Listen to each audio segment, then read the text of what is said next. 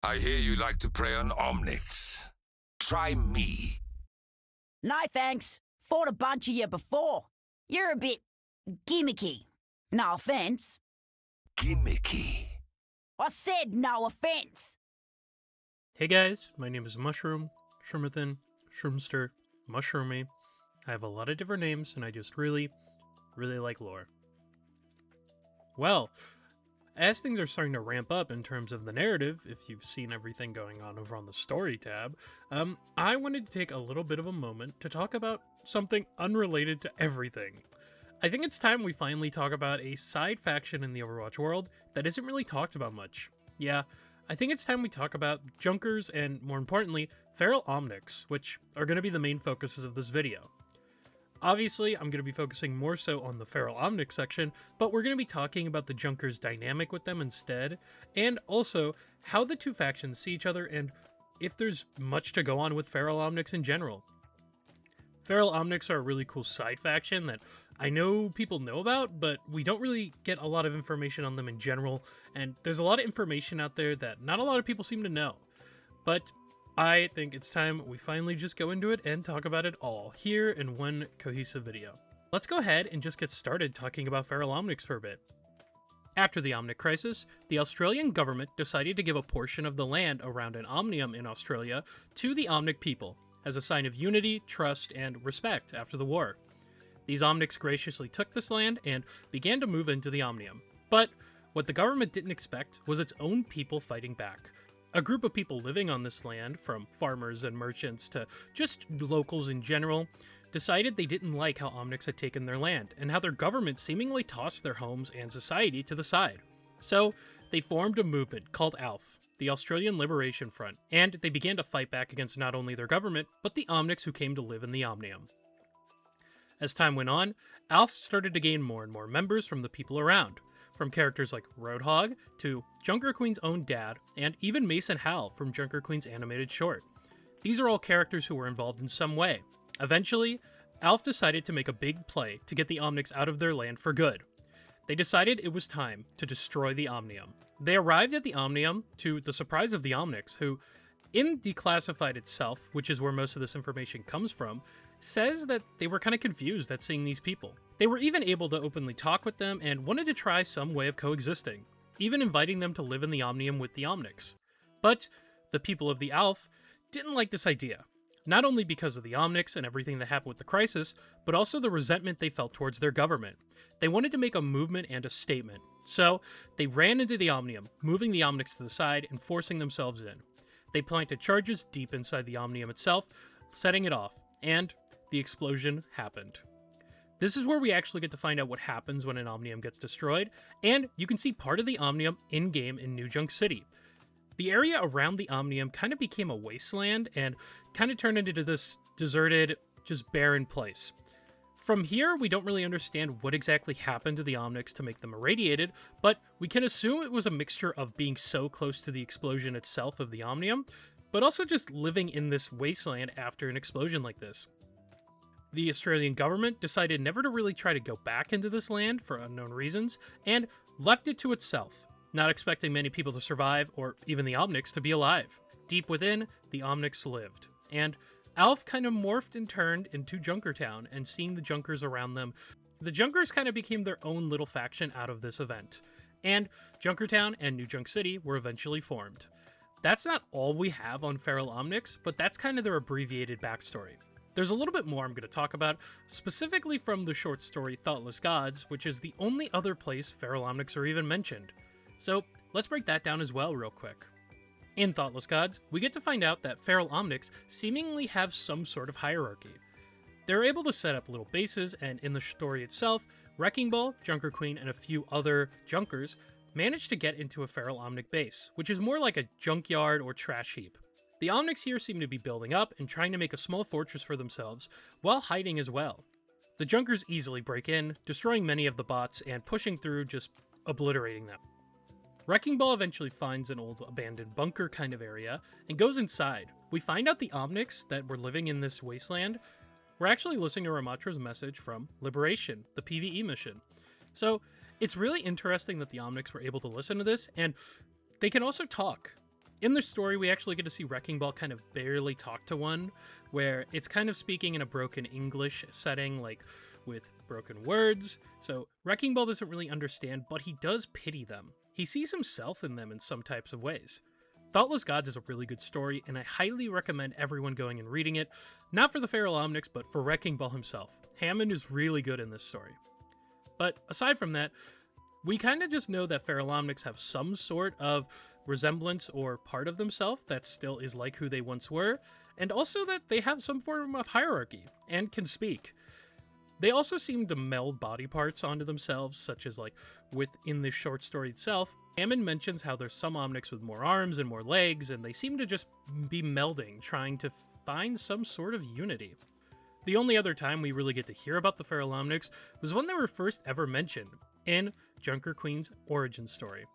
They're mentioned briefly as something that the Junker Queen just can easily defeat, and also mentions 5 metal demons of the Burning Lands, which were pretty big Omnics judging by this picture, and I'm going to be breaking them down as well, because I do think what happened with them was kind of the catalyst for how they became this destroyed and broken faction to this day.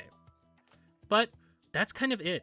Like I said, there isn't a ton on these guys, but there's just enough where I think there's a pretty interesting amount of information to speculate on. So I want to break down their hierarchy and how they were set up real quick. So the Feral Omnics as a faction probably don't have the strongest structure anymore. Thanks to the metal demons dying off, it seems like they don't really have a structure in general aside from being in little pockets. We can kind of assume that before Junker Queen, they probably were a bit more of a menace, but as time has gone on, they've really diminished. I think the faction itself is probably in its final days, it seems like, at least from with Thoughtless Gods, so I could see them going down the line of they aren't really a problem anymore, so the Junkers aren't really worried about them, but there's still enough of an issue where the Junkers like to go hunting for them, and to like to get rid of them in general. They're probably just existing in little pockets across the wasteland, but there's a lot of room to explore there for what they could be doing next. I think the Feral Omnics are kind of in a weird position. They could either A, do nothing with the faction, and I think things would be fine, but that's not really fun. So I want to explore on what could possibly happen if they actually got to do more with them. The Feral Omnics are a faction of Omnics that really need a little bit more. I think ultimately, once again, as a running trend in these videos, they're going to need a hero just to kind of flush them out, explain why they're feral. We don't really have an explanation on that exactly, and also they just need to give us some representation for that faction. The Junkers, I think, would make a really good foil to them, and I think the Junkers are in the right to an extent, but another thing that I brought up before is we've never actually seen a Feral Omnic attack a Junker, or anyone really, or even really heard of it. So that could be something to explore as well. Maybe Feral Omnics don't even hurt humans, and the Junkers have this forced belief and hatred of them for no real reason. Either way, I think there's a lot to explore there, especially the relationship between Junker and Feral Omnic. Maybe over time, the relationships kind of changed. Like, as an example, maybe before Queen, they were terrified of them, Junkers I mean. And after Queen, and she started her whole campaign to destroy them, maybe it's the other way around. Now Feral Omnics are afraid of Junkers. We know Junkertown itself does like to use them as body parts and has them in their arenas, and we can kind of assume they at least capture some and put them in the arenas too, judging by how it is on New Junk City. So yeah, I think there's some real legroom and lore to really be had here about how the two factions explore each other dynamically, but also just to explore Feral Omnics in general. Of course, we now have to get into how do Omnics kind of perceive them. It's really interesting because I feel like Ramatra would probably pity them and want to try to help them. It hasn't really been explored with Ramatra, and probably won't be for a while since he's in Antarctica, but Ramatra feels like the type of character who'd want to help them, and try to fix them if he could. They listened to his message after all, as it was said in Thoughtless Gods, so I could see them seeing him as a hero or savior, and him wanting to be that for them, but just not having enough time. Maybe it's a part of his plan to come back and save them one day, or maybe his plan is to just grab who he can and go for now. That's what I'm leaning towards now, but I think if they really wanted to, there's a lot of room to be had there. But what would a Feral Omnic hero even look like is something I want to bring up. I think they could very well treat this character kind of like Junkrat and Roadhog, but in an alternate way, or they could even treat this character more like Reaper, maybe?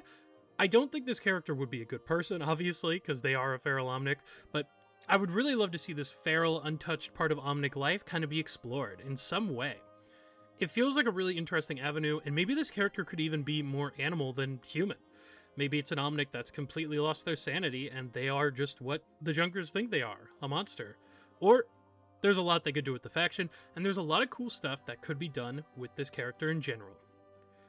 But that's all hypothetical.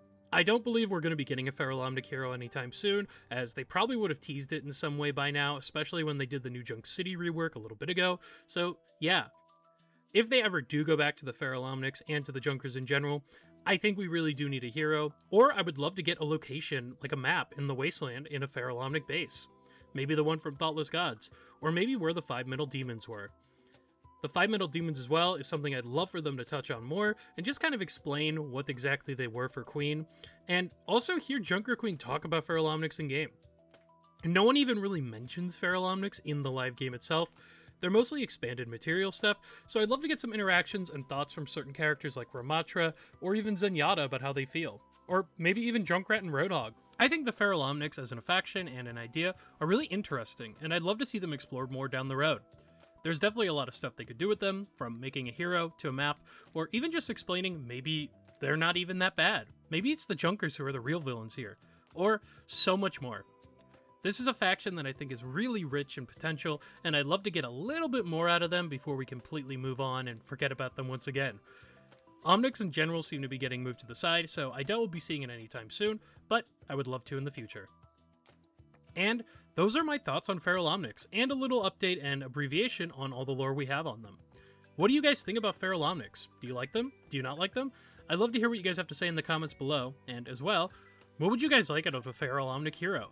I prefer a support, I think that could be a really fun twist, but I wouldn't mind a DPS as well. Maybe this character could be something more evil, or maybe you have an idea for a good Feral Omnic.